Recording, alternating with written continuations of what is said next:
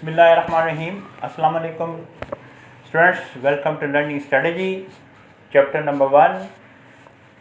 Topic हमारा है कौमी आमदनी की पैमाइश के तरीके।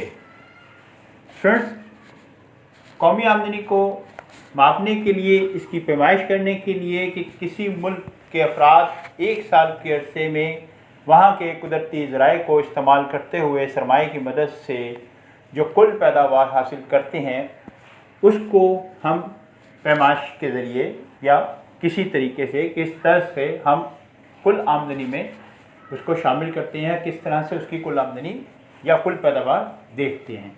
तो फ्रेंड्स, इसके 3 तरीके इकोनॉमिस्ट ने बताए, मईशतदान ने बताए हैं, जिनके ज़रिए हम इसको स्टडी कर सकते हैं, पढ़ सकते हैं। नंबर 1 में मार्शल, पिको, जे.आर. हुक्स और सैमुएल्सन ने जो बयान किया है कौमी आमदनी की पैमाइश का तरीका, वो ये कहते हैं कि अगर हम एक साल के अरसे में किसी मुल्क के अफराद की कुल पैदावार, जो पैदावार हासिल करते हैं, अगर हम उसका मजमुआ कर लें, उसको जमा कर लें तमाम पैदावार को, तो वो कौमी आमदनी के बराबर आ सकती है। दूसरे जो मईशतदान है उसमें गॉर्डन एकले कहते हैं कि तमाम अफराद की अगर हम आमदनियों को इकट्ठा कर लें, यानी जब हम देखते हैं कि कोई भी किसी मुल्क के भी अफराद पैदावार करते हैं तो उस पैदावार के एवज उनको आमदनी हासिल होती है।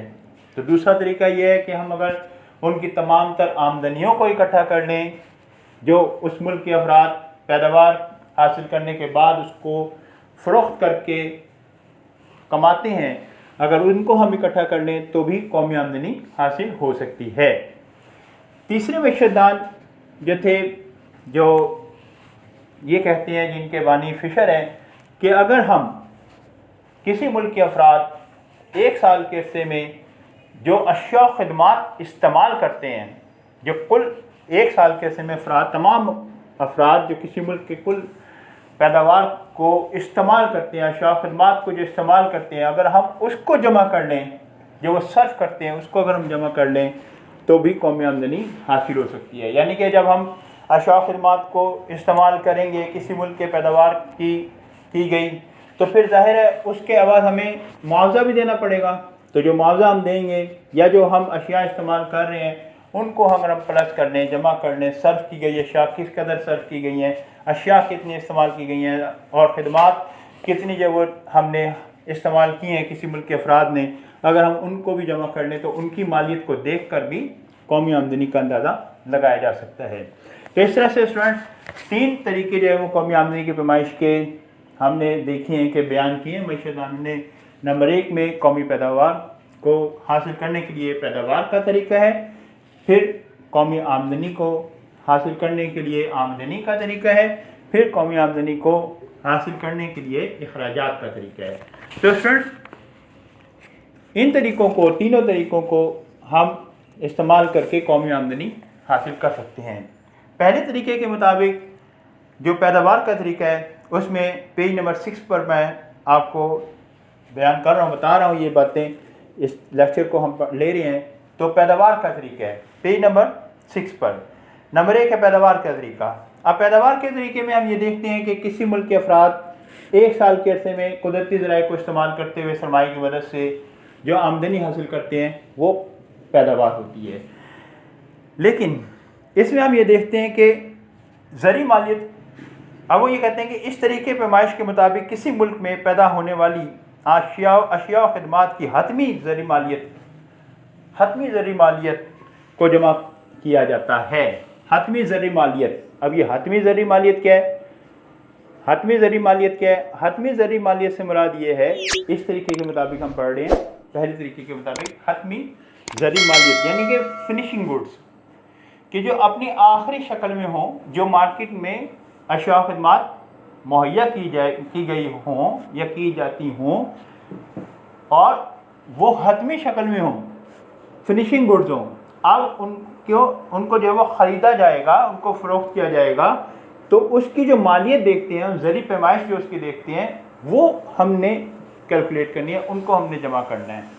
मसलन हम देखते हैं कि तमाम मादी अशिया जो हैं जिनमें कोयला है, नमक है और कुदरती गैस है, ये सारी अशिया जो हैं इनकी मालियत को हम देखते हैं।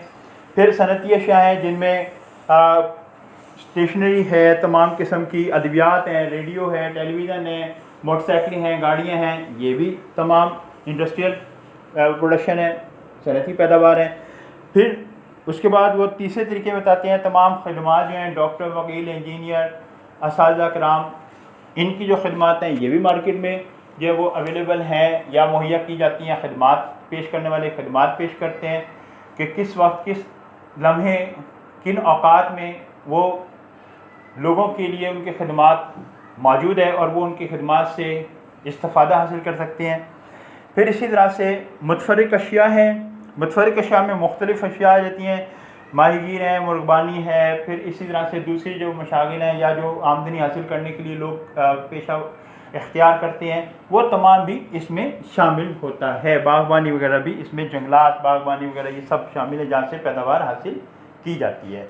तो इसका मतलब ये हुआ कि जो तमाम तर, वो आखिर में कहते हैं कि दर्जा वाला तमाम जो ऊपर बयान की जा चुकी हैं बातें, दर्जा वाला तमाम अशिया की मजमूई ज़री मालियत से कौमी आमदनी का अंदाज़ा लगाया जा सकता है।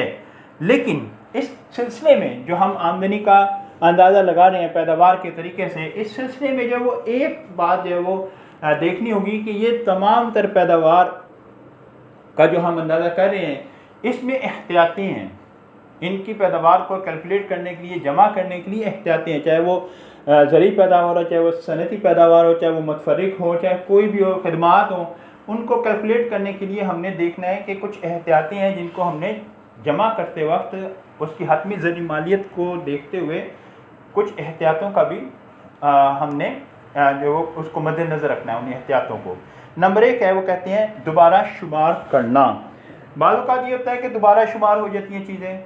मसलन हम ये देखते हैं कि आप ज़री मालियत में अगर गंदम को लेकर चल रहे हैं कि गंदम की पैदावार आपने ली है, अब गंदम की पैदावार आपने कुल एक साल के अरसे में जो गंदम की पैदावार हुई आपने उसको कैलकुलेट कर लिया, उसका मजमुआ कर लिया, लेकिन आप इसमें आटे की जो है वो पैदावार को कैलकुलेट नहीं करेंगे।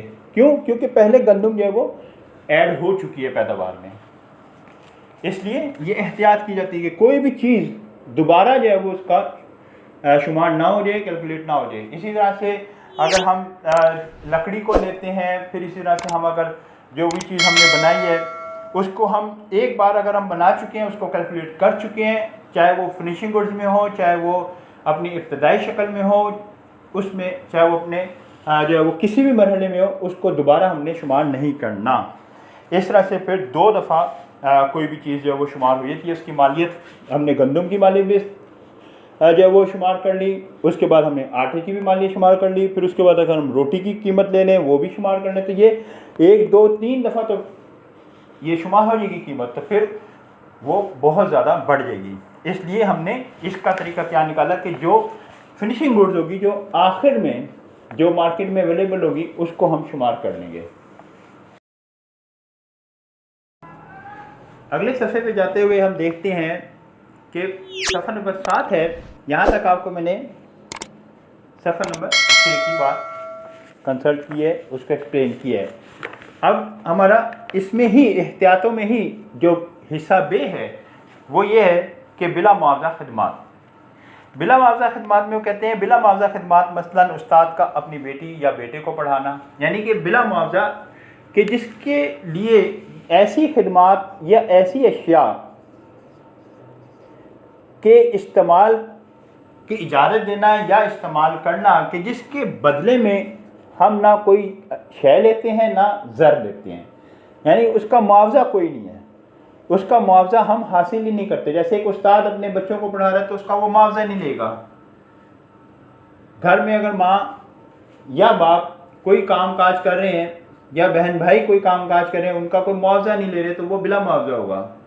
इसी तरह से सैर तफरीह है, सैर तफरीह में भी जो है वो कोई मुआवजा जो है वो अदा नहीं किया जाता। अगर हम अपने कहने के अपनी तबीयत को खुश करने के लिए, अपनी तबीयत की तस्कीन के लिए, अपने आप को जो है वो तफरीह तबाह के लिए अगर हम जाएंगे तो उसका मुआवजा हम नहीं लेंगे अपने लोगों से, अपनी फैमिली से।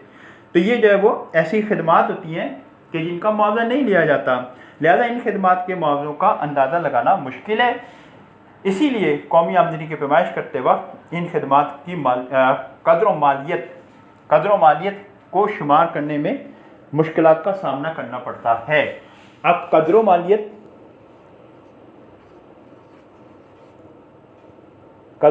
का यानी कदर व मालियत किसी भी चीज़ की कदर उसकी पैमाइश मालियत से की जाती है। मसलन 1 किलो चीनी अगर हम देखते हैं,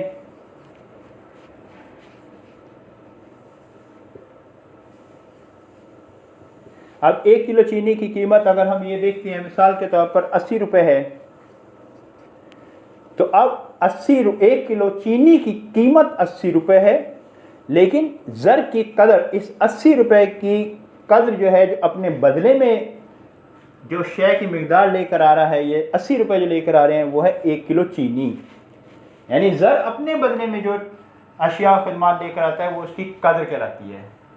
और अगर हम अशिया और खदमात की तरफ रहते हुए देखें कि उसके मद्दे मुकाबिल जो कीमत है, जो ज़री मालियत है, जो ज़री मिकदार है, वो उसकी कीमत कहलाएगी। इसलिए इसकी एहतियात करनी होती है। तीसरी और आखिरी इसमें है मख्फी या ज़ेर ज़मीन सरगर्मियाँ।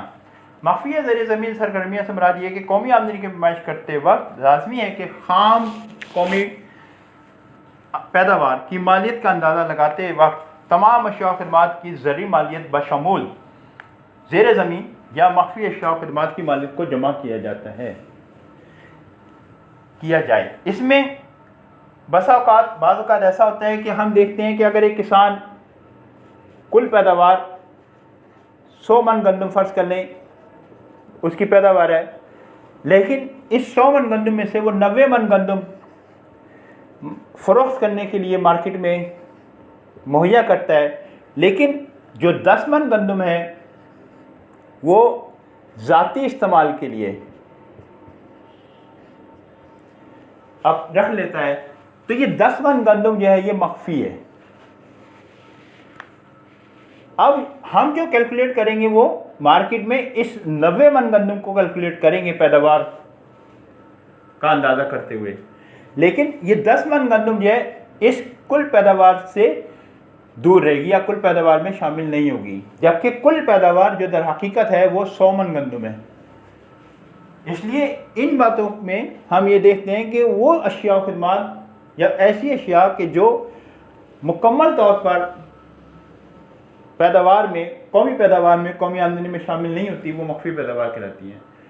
घरों में बागीचा बना लेते हैं, वहाँ पर जो हम कुछ थोड़ी बहुत जब अशिया बो लेते हैं, अजनास बो लेते हैं और वो हम इस्तेमाल करते हैं, लेकिन उनकी मालियत कौमी आमदनी में या कौमी पैदावार में शामिल नहीं होती।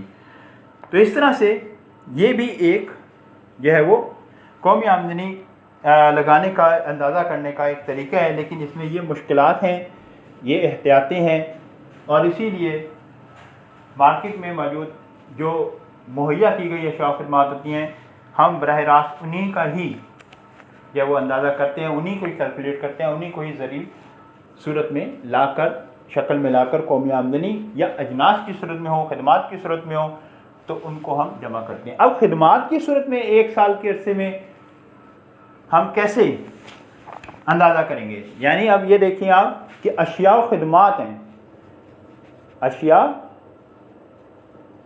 व खदमात हैं। अब हम ये देखते हैं कि अगर हम अशिया तो हमें मालूम हो गई कि हमने सनती अशिया को जमा कर लिया, ज़री अशिया को जमा कर लिया, लेकिन जो खदमात हैं उनको कैसे कैलकुलेट करेंगे? खदमात को कैलकुलेट करने के लिए तरीका ये है कि डॉक्टर, वकील, इंजीनियर और जो लोग खदमात पेश करते हैं उनकी ड्यूटी आवर्स, उनके तमाम तर जो उन्होंने वक्त सर्फ किया है खदमात पेश करने में, उनको जमा किया जाता है, और उनके एवज़ जो उन्होंने आमदनी हासिल की जाती है उनको पैदावार हासिल करने के उन तमाम आवर्स को जमा किया जाएगा, औकात को जमा किया जाएगा, और जो मालियत देखनी है तो फिर उनके उस खदमात के बदले में उन जो औकात हैं उनके बदले में जो उन्होंने आमदनी हासिल की है उनको जमा करके जब इसको कौमी पैदावार या कौमी आमदनी में शामिल किया जाता है। है।